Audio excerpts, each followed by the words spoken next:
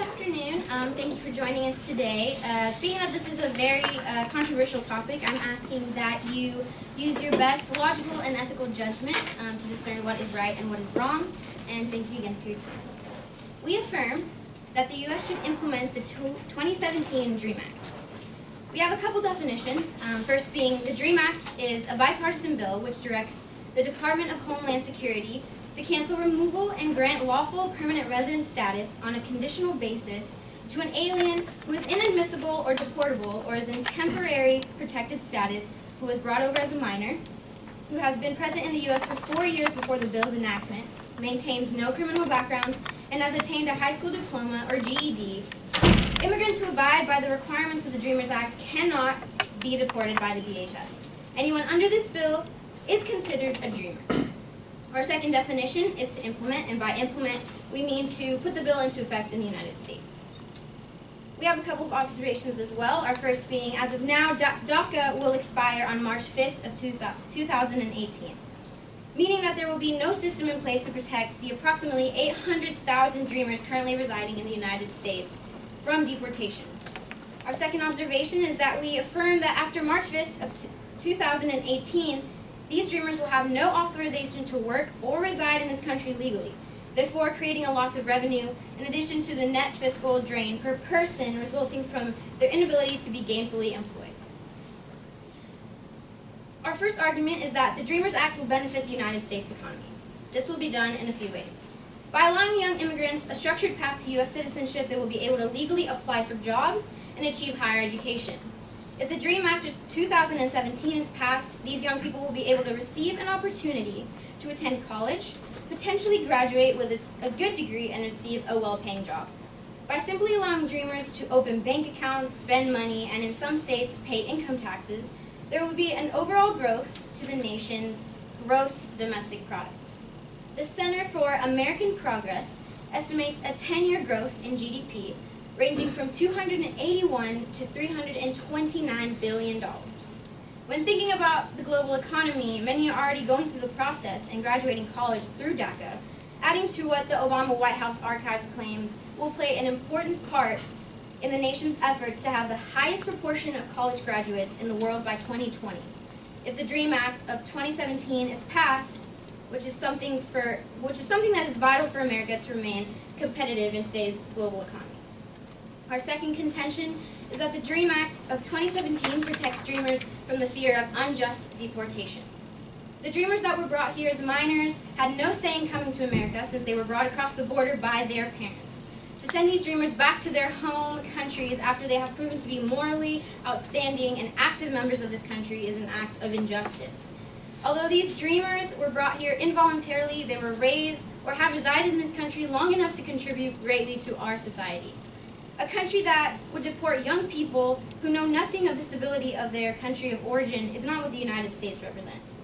These dreamers have to be forcibly removed when DACA expires with no legislation in place to prevent them from being stripped of their life as they know it. These dreamers are law-abiding citizens, and to kick them out of the country they grew up in for no reason other than the illegal immigration of their parents is unjust. The DREAM Act provides a cushion for these 800,000 immigrants to continue the life that they have built for themselves in the United States, legally. In conclusion, there is no current system in place for immigrants who were brought over to our country as minors, so it is imperative that we provide a form of protection for these dreamers. This act would have a profound effect on the growth of our economy, and consequently, to deport them would be detrimental to its growth. Furthermore, we believe that dreamers are in fact a benefit rather than a cost to our country, and should be given equal opportunity to succeed in it.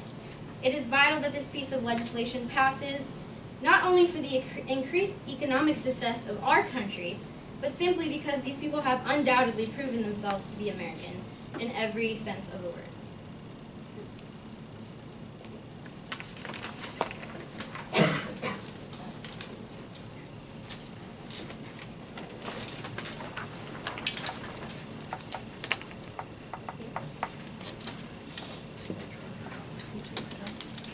Yeah. First native speaker, you can speak wherever you want, up there, right there, wherever you like. This is a charger. Yeah, plugs in that one. I I said this in 1 second. One sec.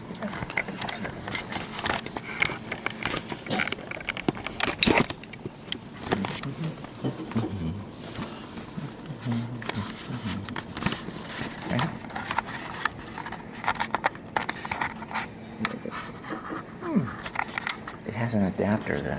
Oh, a USB to mini adapter. Oh, okay. We have enough battery for this one, right? It's fully charged. Let's see if I can fix it. While this is going on. Okay.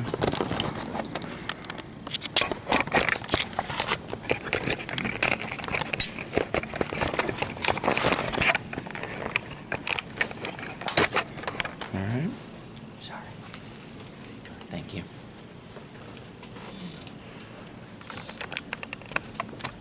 Are you listening here to the musical coach? Yeah, you should probably go up there. Actually, gotta slide this up. Yeah.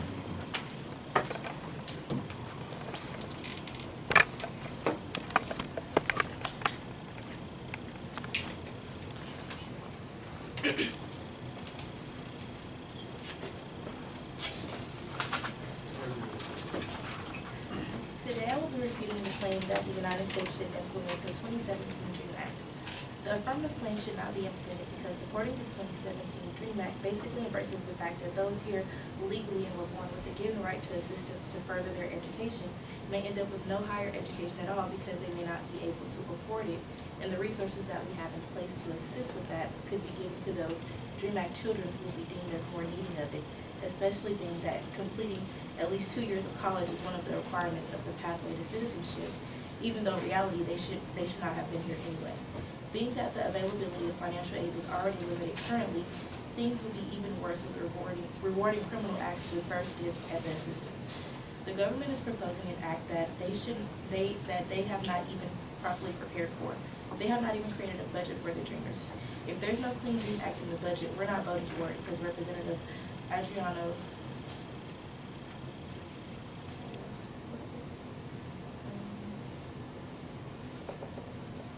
Espasol. Another disadvantage that would be a result of the 2017 DREAM Act is that it could possibly result in even higher immigration. Due to the fact that the act would create a pathway for those immigrants to gain a conditional green card that would ultimately lead to permanent residency, there is a higher chance that more immigrants will come illegally so that their children are able to take advantage of the rewards that we are handing out. Another disadvantage we will touch on will be how the 2017 DREAM Act would affect the political system as well. However, I will allow my teammates to further explain these disadvantages because the cons of this act will definitely outweigh the pros.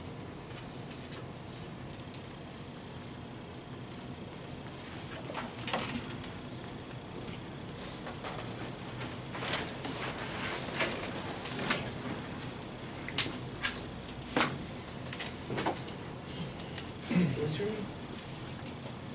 What was your name, please? Okay.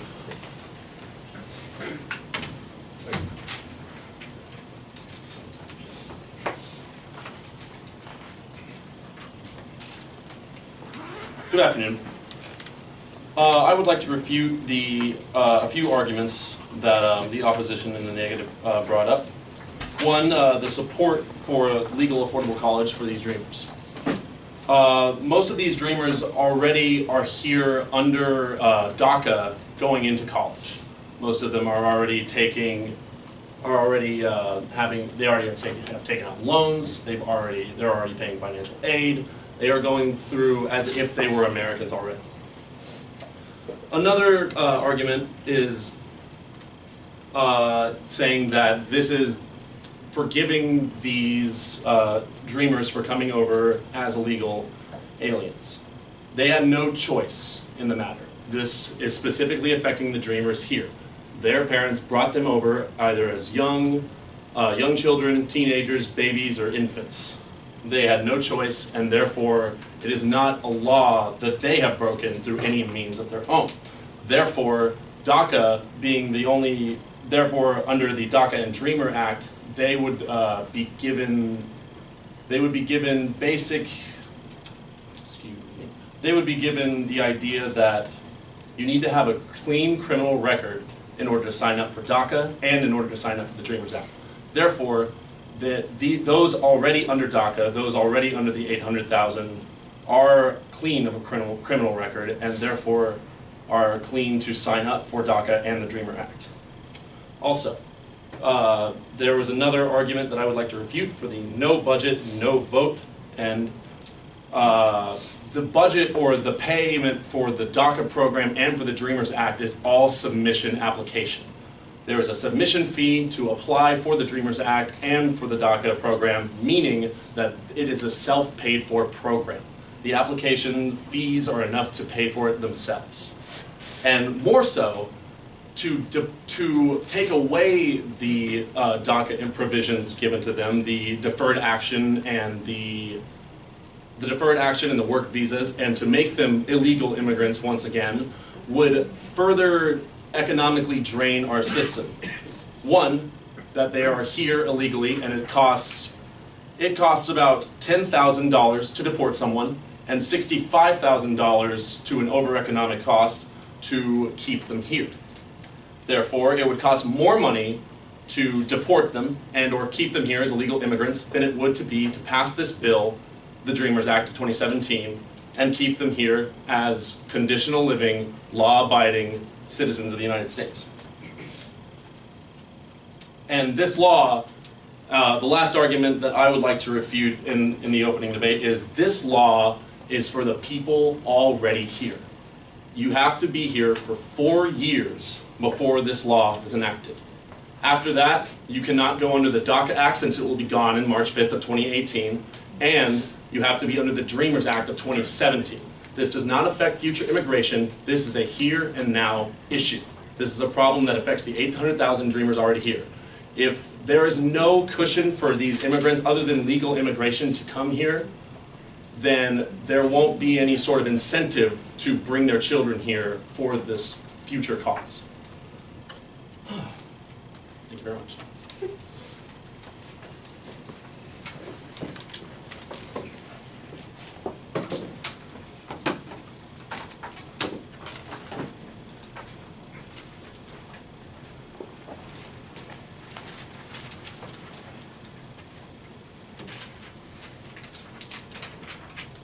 Guys, make sure you say your names before you do it. Yeah, your name was Evan, right? Evan Dewey. Evan Dewey. Evan Dewey, yeah. Smith. Oh, There's two Evans. that makes sense. Cool. And then what's your name? My name's Ruben. Cool, thanks.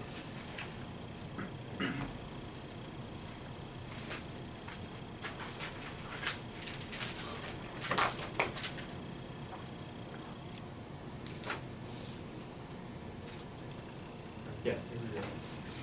Hi guys, my name's Ruben, and I'm going to be the next slide. So to start off, one of the things they had said in the first speech was that there's a fear of deportation, but these people are illegal immigrants and they are committing these crimes. So these people need to be punished for the crimes that they have committed. They also said for the fear of deportation, we're not talking about people who don't have visas. And we're talking about people who don't have visas, don't have green cards, don't have any basically permission to be here in the United States. So that's why we were talking about that. And they also said that they have no system, but we do have a legal system. That's the immigration system that people have to apply to be here in the United States. And then also they had said that there was no budget. They also said the reason why the DREAM Act does not pass is because there is no budget by the Republicans, and that's why it hasn't passed. So one of their advantages was it was going to boost the economy of the United States. But actually, by supporting the DREAM Act, it's going to cripple the economy because of the lack of education workforce in America. Because supporting it, it's going to add to the student financial aid crisis that has been an ongoing issue for the United States. Financial aid is given to the government through certain programs to lower income students qualify, where they are given grants and loans to pay back upon graduation. So the DREAM Act has been introduced since been introduced from Congress since 2000 and was rejected until the Obama administration passed it. It would grant amnesty to just about every illegal alien under the age of 30 who can vaguely be described as a student, because for applying to the DREAM Act, it's not saying it's going to be a guarantee. You're not saying it's a guarantee to you're going to college. You just have to say you're going to be going to college within this next 6 years. So it's going to hurt the economy because of supporting higher education. The financial aid will go to these lower income students, and since all the financial aid is going to lower income students, the middle class is going to be forced to pay for their education out of pocket or loans that require payback. And ultimately, a lot of people are not going to be able to afford college anymore because they're in the middle class. So people aren't going to be going to college. It's going to, since no one's going to college, it's going to be the education levels are going to lower in the United States because nobody's going to college, and ultimately it's going to cripple the workforce. And at the end of the day, the education and the workforce levels will decrease in America because only a portion of people will be attaining higher education because it's not affordable, and America will lose their power in the lack of workforce and education that's crippling the economy and their hegemony in the world.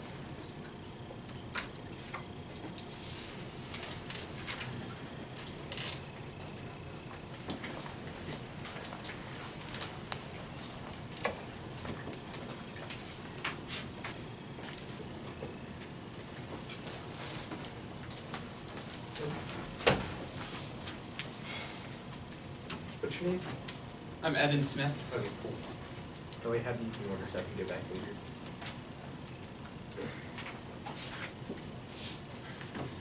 Just whenever I'm ready. Yes, good. So first I want to talk about what they said about these people being illegal immigrants and committing crimes. Really, they didn't commit any crime. They were minors whenever they were brought over into this country. Whenever you're a minor under the U.S. law, you're still under the guidance and direction of your parents. And so when your parents cross a border, when your parents say go here or go there, as a minor, you're going to follow their lead. And so they did not commit these crimes. We would be punishing them for the crimes that were committed by their parents, which I think, and I think we can all agree, is an unjust thing to do. Another thing I want to address about is about the education and why they were saying that that they should not be afforded the opportunity that a natural born citizen has. Well, one quote that I'd like to say, I'd like to use, is from a philosopher named John Rawls, and he basically uses his argument of justice states, and this is from him directly, says, in all parts of society there are to be roughly the same prospects of culture and achievement for those similarly motivated and endowed. What he's arguing here is that the people who are equally able and equally qualified should have the same rights to succeed. So these people, if they were brought over here by their parents, they didn't commit any crimes, they did not choose to come over here. And so if they are able and qualified to do certain things, we should allow them to do those things. And I also want to address them saying that it would kind of downgrade people going to college. Well, they said, I believe they said in the beginning that this requires, and it does require people to go through 2 years of education. That is one of the ways that you can do that. And so by doing so, that would encourage people to go into college. And by going to college, they can become even more contributive to our society as a whole. And there's a claim that made by Jeff Sessions that I think applies here, where he said, whenever he was talking about DACA, he said that DACA denied jobs to hundreds of thousands of Americans by allowing those same jobs to go to illegal aliens. And that way of thinking, that they're taking the workforce from us, could fall under and be considered a lump of labor fallacy, which is the idea that there's a limit to the amount of workforce available in an economy. And so that shouldn't be considered a serious argument.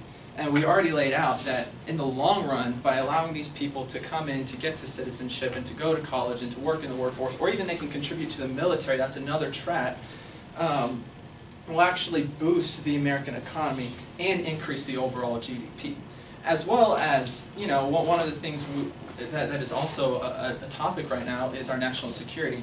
And there are 3 different tracks. You can work for you can go to school for 2 years, you can work for 3 years, or you can be a member of our military under this act. And so that would also encourage people to join the military force and give us more numbers there, and in turn, more than likely, a better security for our national government. And also, this immigration system, as Evan has already said, is for the people that are already here. We're not focusing on people who, A, were either chose to come over here illegally, or B, are not here and want to get into here. We're focused on kids that were brought over here as minors, as I said earlier and as Evan has already said, that had no choice in coming. It was mom and dad said go, and so we're going to go. And so we want to make sure that we stay on focus on those people, and we don't take this to the crimes of their parents or others that were made in these doings. And that's all I have.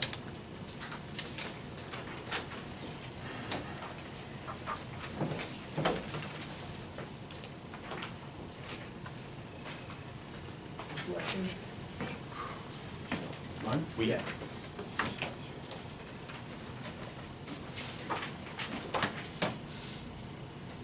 forgot my timer.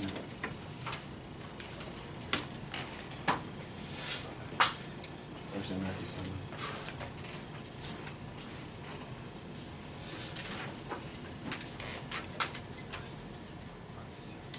All right, is everybody ready? Judge ready? Yeah. Opponents ready? Ready. So first thing I'd like to talk about is two things that our opponents haven't talked about yet. Is how the DREAM Act is going to increase our illegal immigration.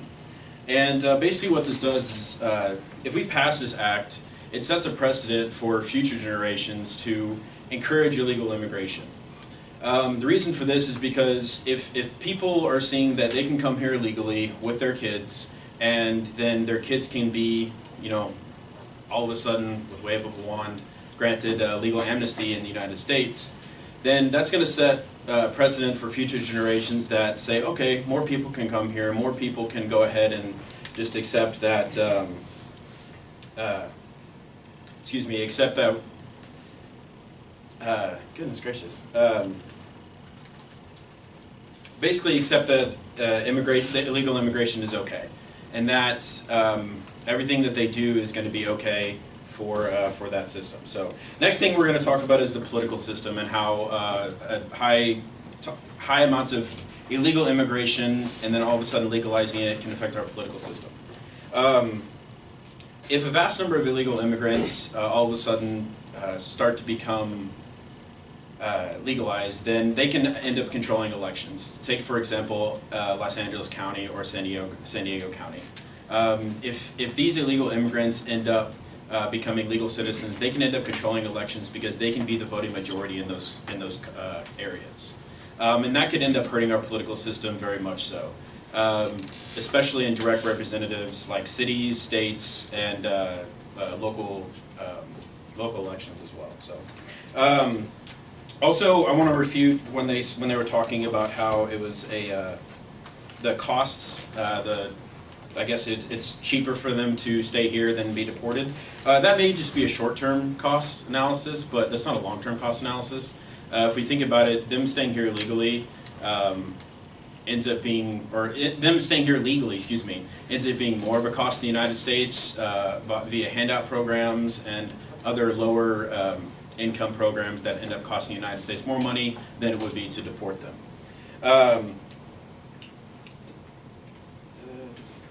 Also, it affects, he was talking about how it doesn't affect people that, it only affects people that are already here. That's not true. The Act actually has, once those people become citizens, the Act actually has caveats for people that have family members outside of the United States to apply for amnesty because they're younger, because their family members are actually citizens of the United States. So it encourages legal immigration from outside it encourages legal immigration from outside of the, can't talk today, outside of the country, but it doesn't only have to deal with the people inside. So I think that's it.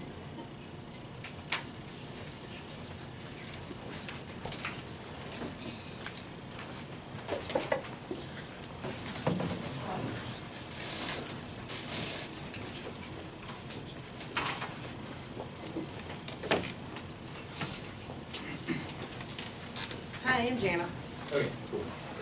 All right. So, touch on a few points here. Again, The opposition is going back to the fact that they believe that it will increase immigration moving forward because they feel like their children will receive these benefits. We pointed out in I think every speech that we have done so far that the DREAM Act is built to not only protect the dreamers, but also to protect the United States. It has safeguards built within it to prevent some of these things that they are trying to instill fear that all of these crazy things are going to happen. I'm sorry, they're not going to happen. The original DREAM Act was not very strong. This one, the revised version of it, is much stronger. Therefore, it says very clearly they have to be here already within the past 4 years by the time this bill passes. That means that once the bill passes, the people coming in will not have the same rights as the ones who are here now. Okay? Next thing, legalizing, okay. The political system. All right, so if these folks are coming in and we are creating for them a clear path to citizenship, which they could get on their own outside if they were to come in, but their parents brought them here, remember? All right, so they didn't have a choice. They came over here, they're here now, they're already integrated into our system, and because of the DACA Act, they've already proven that they are willing to take the legal steps to become citizens here. They had to apply for these programs, they had to qualify for these programs, and they have to be here for a certain amount of time, up to 15 years worth of time it takes for this to happen. Okay, it's not something that's going to happen overnight. They have to be fully vetted. This gives us an opportunity to fully vet them. As far as the political system goes, guess what, guys? This is the America. This is the United States of America. Okay, so you come here, you get to be a citizen. You're part of our community, and yeah, if you're in our community, you get to have a say in how our government works, and you get to have a say in your vote, and you do get to sway things this way and that. But guess what? All of us do. We all have those same opportunities, okay? And I also want to go back and touch on the education and taking education away from American citizens who are already here. I do want to touch on none of us and none of our parents originated in this country. Very few of us originated in this country. We all came from other countries at some point. That's the whole point of being here. So if these folks are willing to study and put forth the effort and take out student loans and, you know, do the legwork to get the scholarships and grants that are afforded to American citizens, because remember, by the end of this program, they will have become citizens of this United States, then they have every right to apply for those loans too. You know, that just makes everybody more competitive, and it's going to raise the bar on expectations. It's not going to lower the bar on expectations. If you have more competition in any kind of business or in any kind of life experiences, it pushes you to the next level, or you fall out and you fail. And guess what? You don't deserve to make it because you didn't push yourself hard enough. And if we, seriously, we're Americans. We're afraid of sharing with other people. Why are we suddenly afraid of competition from somebody else? Aren't we supposed to be the best? Isn't that why everybody wants to come here? So what are we afraid of in this situation? That's kind of ridiculous, to be honest with you. Amnesty, I want to touch on amnesty. Amnesty is not what their parents will be offered. It's not amnesty. It's called sponsorship. And you know what? Whenever somebody is applying for citizenship here, they have to have a sponsor within the United States, regardless of whether it is their family member or someone outside of their family. As a matter of fact, I have someone in my family who's applying for citizenship right now, and it took a lot of work to find someone who is a sponsor, because the people that are allowed to sponsor have really high requirements. I couldn't sponsor somebody to come in here because I don't meet the requirements. And I'm 37 years old, I was born here in the United States, and I still don't meet the requirements. So, you know what I mean? If you don't make enough money, if you don't meet certain economical standards or job security standards, you can't be a sponsor of anyone. Thank you very much.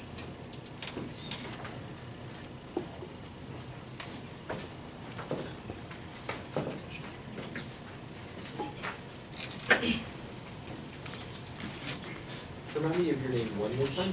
justice.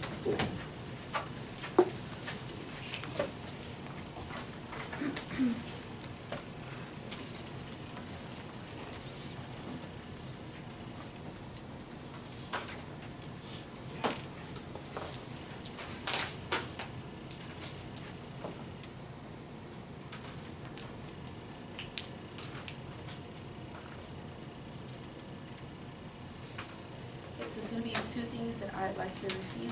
One of the things that I would like to refute that those for the DREAM Act mentioned, she was talking about the amnesty, and that's not granted to the parents of those because of its sponsorship. But what she failed to acknowledge was that the fact that when those DREAM Act children become adults, they can petition not only for their families to come over and receive citizenship, but other family members that are also in wherever they're from. And as far as when they were talking about how the education would actually be better because more people will be going to college. Yes, it would overall, more people will be going to college. However, it would limit the resources available for those who can't afford them because they're going to be deemed as more needing of it than those people that are from here who were born here, who pay taxes all their life, their parents paid all their life. And another thing I'd like to refute also is the fact that, yes, we understand that morally they are children and they didn't make the decision to come here, but at the end of the day, our laws are not made necessarily to be moral. They're set in place as what they are. So even though they didn't necessarily agree to do what they did, a crime is a crime regardless of the fact if they chose to participate or chose not to participate, a crime is a crime. And then I'm going to speak about the fact that we're going to talk about the unemployment rate as well. Being that the United States already has close to 25 million Americans unemployed or underemployed, this alone, it could be detrimental for many more because they have higher competition. So it's like we already have people here who are needing jobs, looking for jobs, can't find jobs, and then we're going to bring in all these people because just like you guys are saying, they are contributing to our United States. That is very true. But with them contributing, they're also taking away from those who were here, who are working for, who are getting it. And yes, it's a competition field, but it's enough to have to compete with those who are from here versus those people who are here without permission, who came the incorrect way.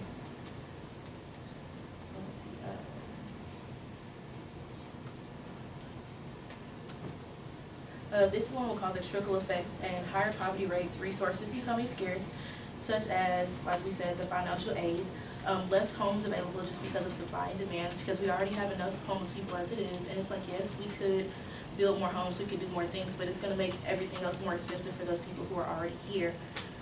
Let's see.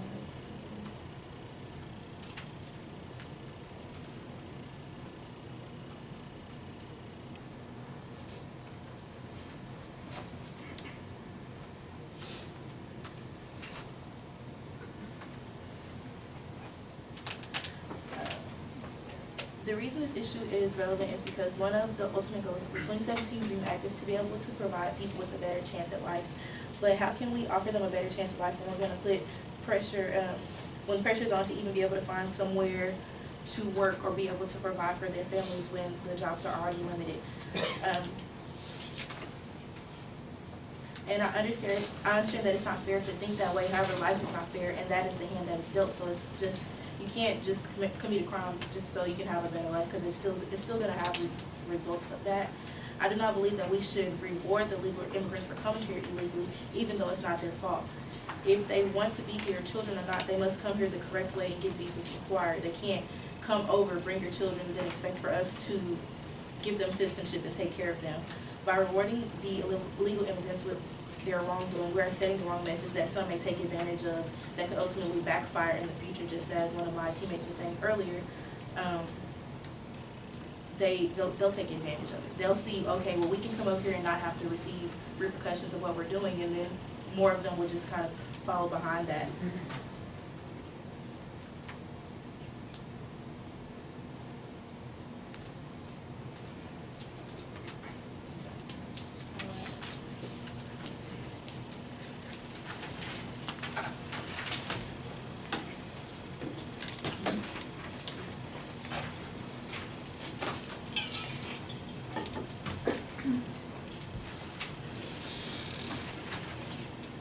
My name is Avery.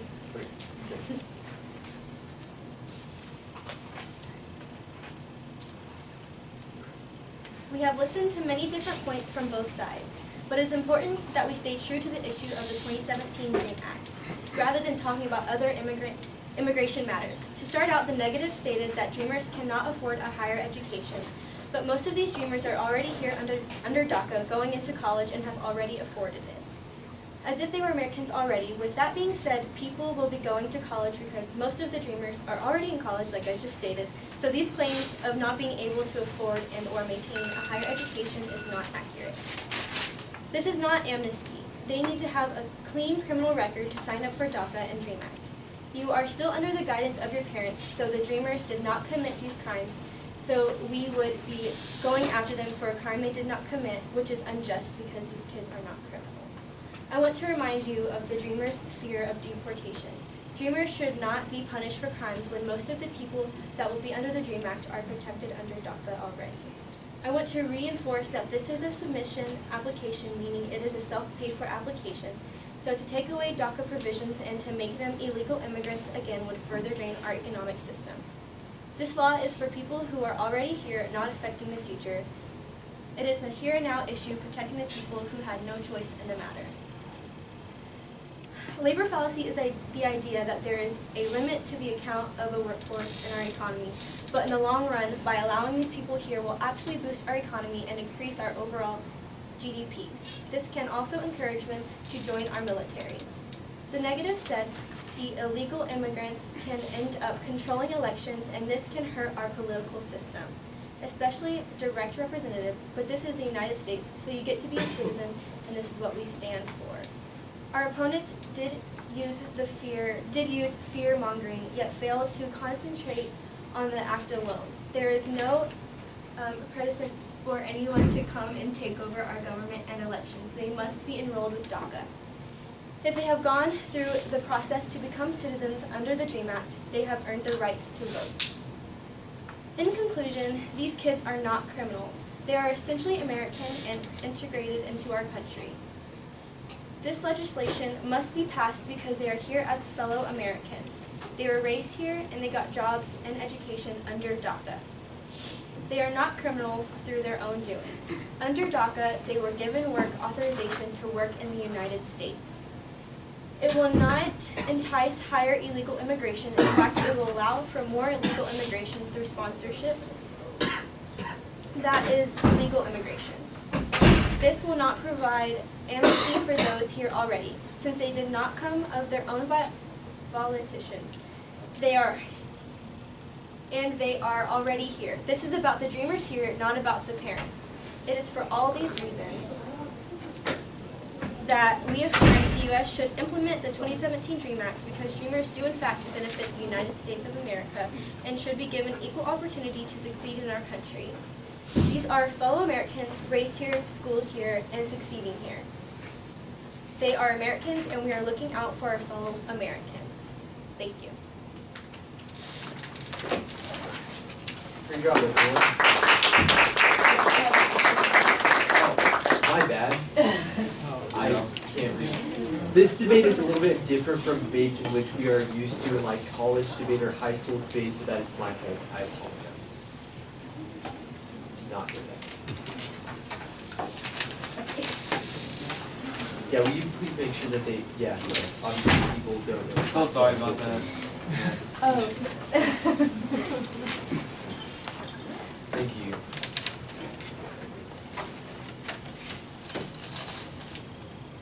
My name's Ruben. Yep.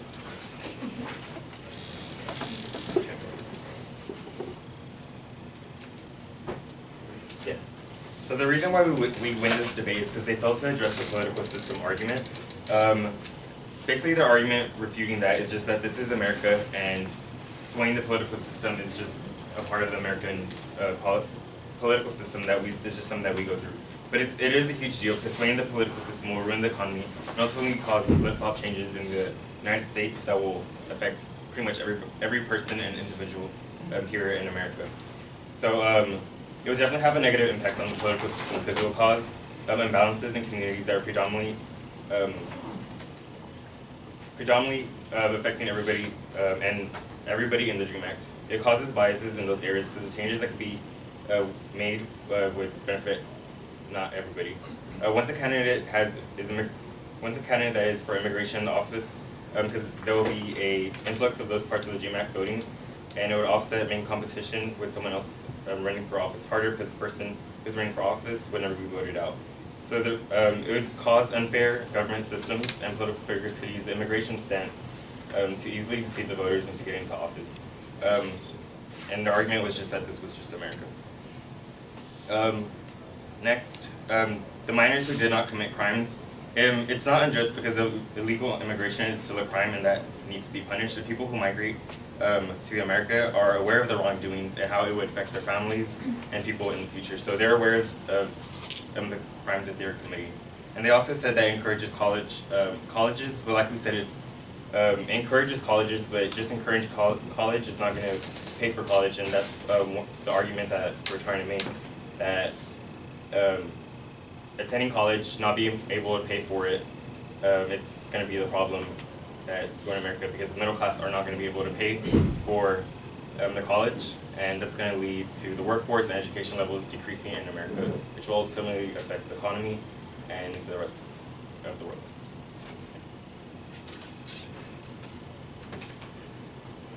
Now, good job, everybody.